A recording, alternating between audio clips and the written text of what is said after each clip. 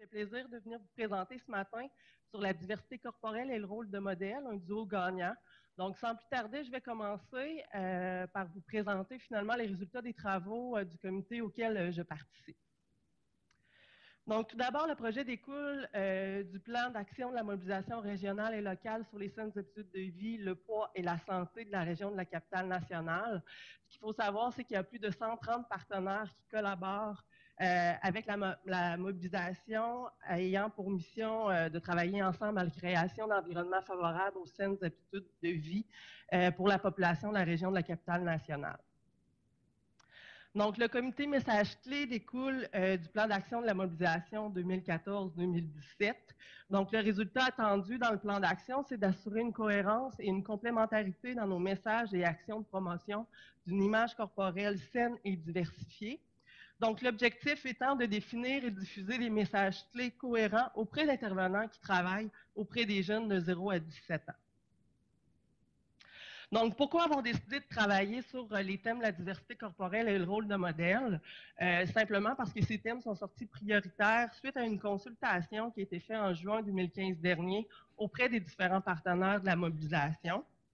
Donc, l'objectif, c'était que les intervenants qui travaillent auprès des jeunes valorisent la diversité corporelle à travers leur attitude, leurs gestes et leurs paroles, donc à travers leur rôle de modèle, afin que les jeunes développent une image corporelle positive.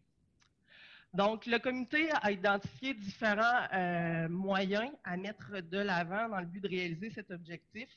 Donc, premièrement, il y a eu élaboration d'un atelier de réflexion qui se fait vivre finalement sous forme de formules d'animation dans les milieux visés. Donc, le titre de l'outil, c'est la diversité corporelle, j'ai un rôle à jouer. Puis également, le comité a décidé de mettre l'avant un outil promotionnel qui se trouve être une affiche qui va servir de rappel. Là, donc, sur l'affiche, on va retrouver les principaux messages clés là, qui sont identifiés dans l'atelier de réflexion. Donc, les milieux ciblés initialement, c'était les camps de jour ainsi que les maisons des jeunes, parce que premièrement, on trouvait qu'il y avait peut-être un petit peu moins d'actions ciblées en lien avec la diversité corporelle dans ces milieux-là.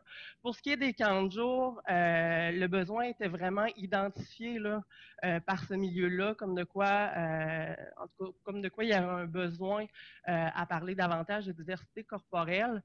Puis en même temps, qu'est-ce qu'on trouvait intéressant, c'est qu'auprès des camps de jour, les intervenants sont quand même relativement jeunes. Donc, si on pense aux animateurs qui peuvent avoir à partir de 15 ans, à ce moment-là, on trouvait qu'il y avait une double portée à notre message. Donc, c'est-à-dire, oui, on rejoint l'intervenant, mais également on rejoint le jeune en tant que tel, là, qui est quand même dans une période critique en lien avec l'acceptation de soi-même et de son image corporelle. Tout au long du processus, c'est rajouté comme partenaire également le RCPE qui a démontré son intérêt là, au niveau du projet. Donc, comment on veut tenter de rejoindre les intervenants?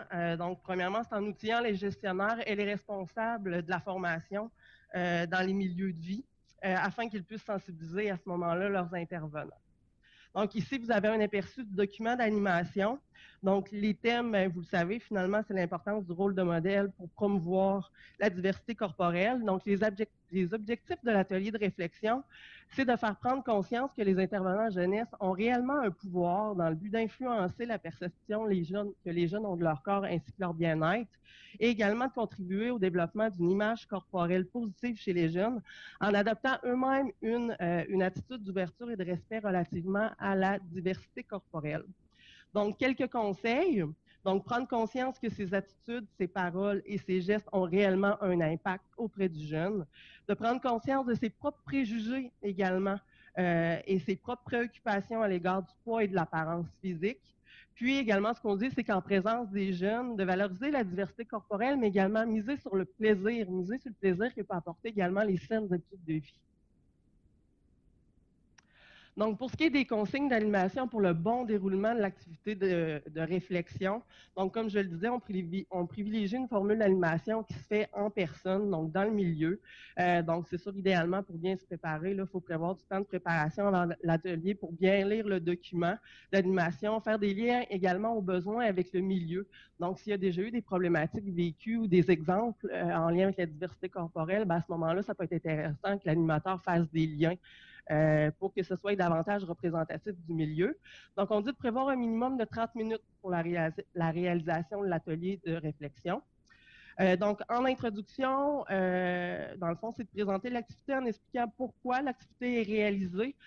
Donc, la personne qui anime peut se référer au document qui lui est fourni, donc peut s'inspirer des statistiques, de la définition du rôle de modèle qui est décrit dans les lignes, ou encore là, comme je le disais, de faire des liens avec quelque chose qui s'est déjà vécu dans le milieu. Donc, la chose la plus importante, c'est qu'on veut que l'atelier de réflexion là, se colle à la réalité du milieu. Donc, vraiment l'importance d'essayer de personnaliser, si possible, l'atelier de réflexion. Donc, pour ce qui est du déroulement de l'activité de réflexion, ça se déroule toujours de la même façon. Donc, il y a 5 énoncés dans l'atelier.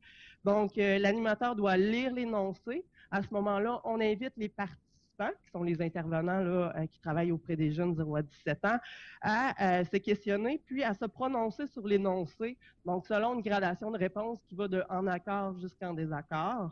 Par la suite, il y a toujours un message clé dans le but de clore un peu là, la discussion, la réflexion. Puis également, il y a la lecture d'une attitude à privilégier. Encore là, en lien avec le message clé qui est véhiculé. Donc, en conclusion, ce qu'on dit, c'est de prendre le temps de discuter, de connaître les impressions du groupe. Donc, le retour est vraiment essentiel à ce niveau-là. Donc, rien de mieux qu'un exemple d'un énoncé pour se faire une meilleure idée de l'outil. Donc, c'est le premier énoncé d'animation qui a pour objectif de susciter la réflexion dans le groupe. C'est quand je ne parle pas de poids devant les jeunes, cela n'a pas d'impact. Donc, on invite les gens à se prononcer sur une ligne. Souvent, ce qu'on dit, c'est de se déplacer sur une ligne imaginaire, hein, pour pas que l'atelier de réflexion reste statique, mais que les gens puissent bouger également un peu. On peut, par exemple, dire de disperser aux 4 coins de la salle les choix de réponse, donc en accord, partiellement en désaccord, partiellement en accord et en désaccord. Donc, on invite les gens à se positionner.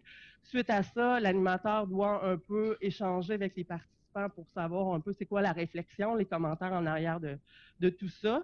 Par la suite, on revient sur le message clé. Donc ici, c'est attention, les jeunes vous regardent, vous écoutent, vous imitent. Désolée, j'ai été un petit peu rapidement, mais vous voyez qu'également en dessous de chaque énoncé, on fournit des exemples un peu pour animer la discussion, là.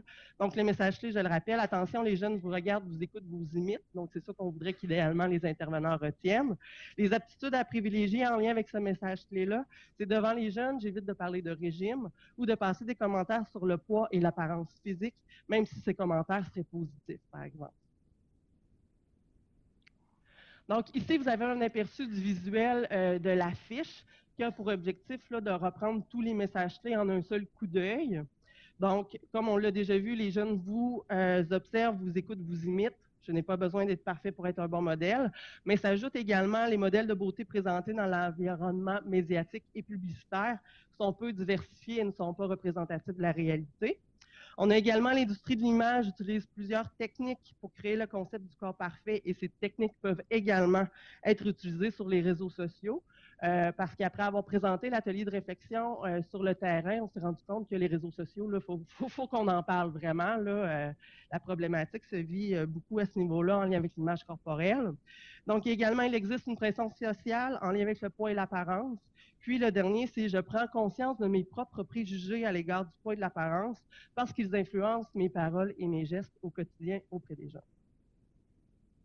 Donc, j'en profite pour remercier tous les membres du comité et aux collaborateurs qui ont participé de près ou d'un peu plus loin au déroulement là, du processus qui s'est vécu au niveau de ces outils, finalement.